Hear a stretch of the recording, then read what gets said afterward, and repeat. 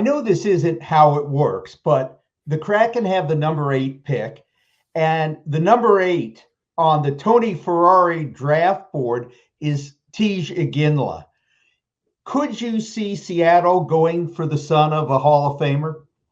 I could. I think Teemu Selanne would be a really, really good player for the Seattle Kraken.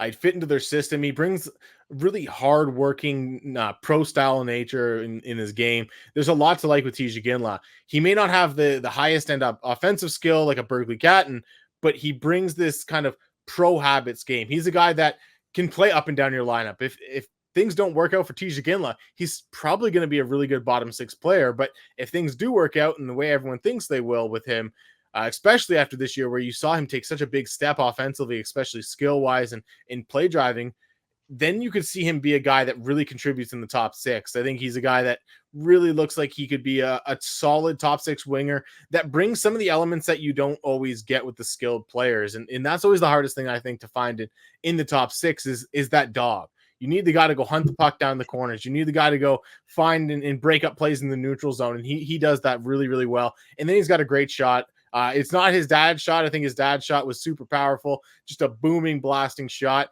Tej is more of a well-located, quick snapshot, and that's what you see in his game. And then I think his playmaking is incredibly underrated. There were a lot of times in Kelowna where he was out there and making good plays, and his teammates just weren't cashing in for him. So I think he's got a lot more to give on the playmaking side of things. And then goal scoring, like I said, he's still got that too. So he's a guy that I think could be really valuable for Seattle, and he's one of the guys that I think should be in that range. And with Calgary at number 9, it would be certainly interesting to see Seattle go and take the son of their legend right before they get the chance to.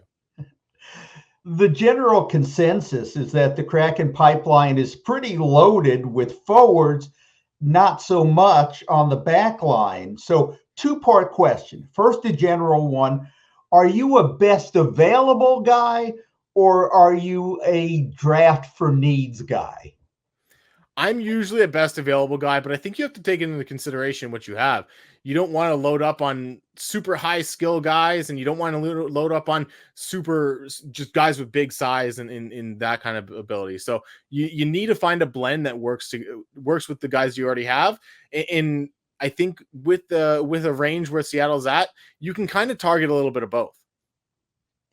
So part 2 of that question is, if the Kraken do go defense, who do you see being available at number 8, and who would you like to see have their name called out? The player I have mocked to Seattle is Anton Silayev, the massive Russian 6'7" guy who's just a beast when he gets in tight along the walls. He's physical. You can crush dudes. There's so many times where I've seen him this season just absolutely blow guys up along the wall. He's got a long stick because he's got a long reach, and you love seeing him play defensively. Some of the small area stuff, his agility and his footwork need to be worked on a little bit. But when you have a defender that's 6'7", has the skating ability, especially in a straight line the way he does, when he gets moving forward, there's a lot to like. You got to go and get that guy, I think. And he's lower on my board because some of the little things need to be refined. But for the most part, he's really, really good defensively. And I think that's where you're going to be drafting him. He's not going to bring a whole lot offensively. I know early in the season, people were getting really hyped up because this guy put up, I think, 6 points in his first 7 games. And everyone's like, oh man, a 6'7" guy who's got the size and skating ability that he has, the physicality, and he's putting up offense. You got to draft that guy number 1 or 2. Well, the rest of the season and the remaining 47 games or whatever it ended up being, he was a little bit less offensive, and they only put up, I think, 5 or 6 points the rest of the way. So the offense may not be there, but defensively, he's a really, really strong player. What's your feeling about the way Ron Francis and company should approach the draft overall? And given the state of the Kraken roster, could this be the time to trade some draft capital for a player or players who could help this coming season? Yeah, I think it could be time, but you don't want to rush it. And I don't think you do that with the 8th overall pick. It's a situation where I think maybe you look at a guy like Jagger Firkus, who's in the system, who I think is a fantastic player, but there's some concerns about his offense or his NHL upside and whether or not he can be a guy that really does what he does and plays the style of game he plays at the NHL. If a team's really infatuated with him, maybe he's the guy you dangle and try to trade and stuff, especially after the season he had in the WHL. with that said, I think Seattle still needs to continue building around the young talent. So trading away too much of it, trading away an asset like the 8th overall pick may not be exactly what you want to see.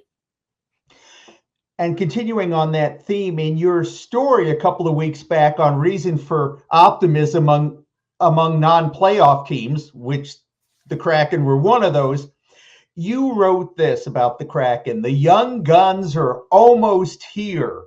And I was wondering, among the crop of Kraken prospects, if there is one or two that you're most excited about seeing at the NHL level.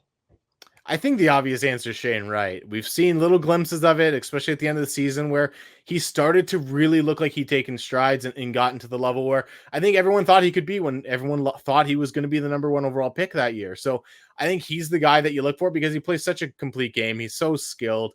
He could bring a lot to this team. And at the end of the day, with a guy like Matty Beniers at your number 1 center, Shane Wright at your number 2, that's a great little core to build around. And then there's guys like Jagger Firkus and David Goyette, who are super skilled playmakers, and they could add assets in the top 6. There's a lot to like with the Kraken's prospect pool. And I think it's going to be maybe a couple of years, but man, like they've got guys coming that could really make the Kraken contenders for quite a while.